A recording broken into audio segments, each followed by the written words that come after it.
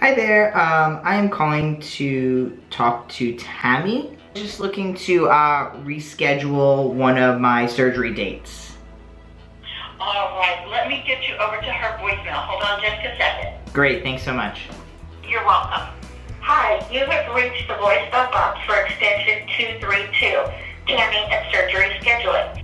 After the tone, please record your message. When finished, you may hang up to deliver the message or press pound for more options. Hello, this is Aydian Dowling, spelled D-O-W, 1987, and my phone number is area code 239-331. My surgery date, and I am looking to change it to June 15th. So if you could give me a call back today or tomorrow at your earliest convenience, and we can get that scheduled up, that would be fantastic, and I'm looking forward to hearing from you. Okay, bye-bye. What's going on, YouTube? It's your boy Aydian here, and as you just heard, I have my hysterectomy scheduled. Well, okay, it's scheduled and it's not scheduled. It was scheduled for May 15th, actually the 18th, but that date's not gonna work because we actually have a friend coming all the way from Bangladesh to come visit. So I have to change it. The next available date is almost a month after that, June 15th. That's my surgery date. I'm very excited about it, and that's what this video is about.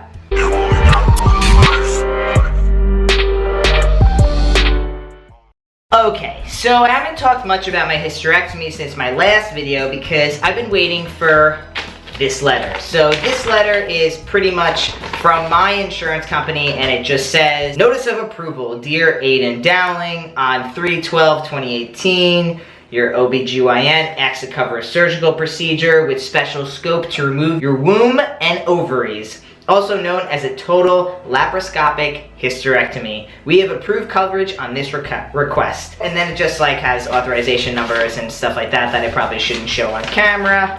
But this is what I've been waiting for, very excited about it. And once I got that, I also pretty much within like 24 hours, 48 hours, I got a call from the surgeon's office saying that my hysterectomy was approved and they're ready to schedule it. So I'm very excited. I live here in Oregon, and in Oregon, and actually many states, you should look into this in your own state, coverage for a hysterectomy is completely covered. So I'm very excited about it. Now is just the time to figure out the date. When picking a hysterectomy date or any surgery date, you have to kind of look at all the circumstances. For me, June is usually a really popular month for prides and talking engagements and different stuff like that. And this year, oddly enough, it's been a little bit more low-key, which I'm not sure why, but I'm taking it as a good sign, being that it looks like I was going to try to get my hysterectomy in May.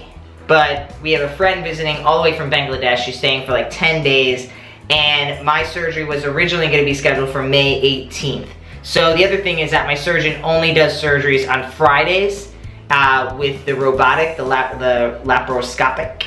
At the same time, she doesn't have it every single Friday, the surgery room. So I kind of had to figure out all the different dates, and I changed it from May. I was going to do it in July, but July, Jane Lee and I will be traveling for work at the end of July, and it just seemed like there was this chunk of time that I'm gonna be home. I do have potential to get last minute jobs in June, which is fine because it seems like if I get a job before the 15th, I'll be a-okay, and then at least 7 to 10 days after my surgery, so we're talking about the 25th-ish of June. If I get another job after that, I can still attend, I can still travel and stuff.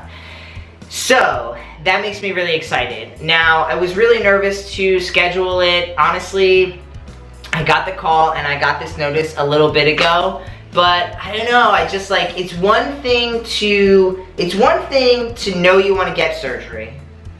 It's another thing to go for the approval of surgery. But it's a whole nother thing to actually schedule the surgery, and so that's the part that I'm up to. Kind of going through my physical feelings, like in my body, and then my mental and emotional feelings internally. And I definitely want to get this surgery. I definitely feel like being a transgender man, I don't use my uterus or my ovaries or anything. I don't have plans to use them. If I wanted to get my eggs saved, that means I'd have to go through a whole process of getting off T, injecting myself. I don't know all the details, but something or another that produces multiple amounts of eggs. Then they'd have to go in and get surgery. I'd have to get them surgically removed and then stored for however long. Now, I'm not overly connected to the biologicalness of my child, so I'm going to talk a lot later on down the road about where we got our donor from. But what I'm really standing strong is no matter what, biological or not, a baby that you raise is your baby. And I think you can make that argument on so many different levels besides just like trans or LGBT lifestyle. So, that being said, I don't really have plans to use my uterus, and I'm going to only advance my life and my worries in my mind sometimes if I get my hysterectomy, a complete hysterectomy. So, that being said, I'm pretty excited about it. I do want to address one little thing that was brought up in my last video about my hysterectomy and why people were wondering why I'm leaving in my ovaries. Because my plan is to have a hysterectomy with the fallopian tubes removed but keeping my ovaries in. And I guess these are a representation of my ovaries. So the main reason I'm doing this is, which a lot of people were wondering and questioning on my last video, why keep your ovaries? And so the reasons they were asking that is because your ovaries will still produce a small amount of estrogen. Not as much estrogen, but they will produce a small amount of estrogen. And isn't the whole point of getting hysterectomy so that you don't have to worry about estrogen? And the answer to that is yes and no. Yes, you can get a hysterectomy because you don't want your testosterone, your hormone replacement therapy, to have to kind of fight your estrogen. You could possibly go lower on your T dose and still have a good normal level of testosterone. But the other answer is for medical need, right? If you have an organ inside of you that's not getting the proper nutrients, it's not functioning properly, you have a slightly higher chance of letting that organ could possibly develop some type of, I don't want to use the word cancer, but it could just be chilling there and not really be helping you necessarily. Why am I personally keeping in my ovaries? Well, I'm keeping in my ovaries because, personally, I don't know if I want to take testosterone for the rest of my life. Does that mean I'm still a man? Yeah. Does that mean I'm going to transition into non-binary status later in my life? No. I'm a man, I identify as a man, I am a transgender man. It's never gonna go away, it ain't happening. For me, I wanna live a really happy, healthy, long, sustainable life. And in my mind, in my view, that means the pressure on my heart right now with the testosterone is slightly more intense than the average biologically born female body.